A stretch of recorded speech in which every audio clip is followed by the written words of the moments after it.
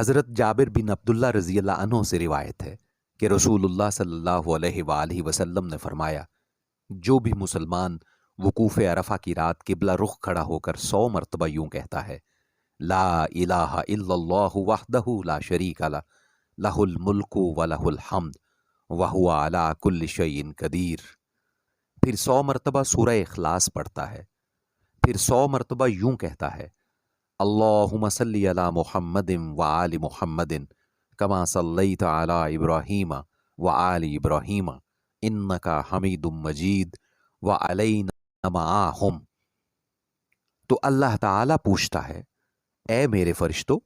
میرے اس بندے کے لیے کیا اجر ہونا چاہیے؟ اس نے میری تسبیح و تحلیل کی، تکبیر و تعظیم کی اور تعریف و ثنا بیان کی، اور میرے نبی مکرم صلی اللہ علیہ وآلہ وسلم پر درود بھیجا ہے۔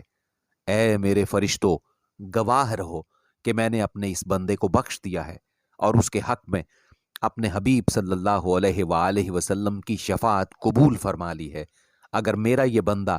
مجھ سے شفاعت طلب کرے تو میں میدان عرفات میں موجود تمام لوگوں کے ساتھ اس کی شفاعت قبول کر لوں گا۔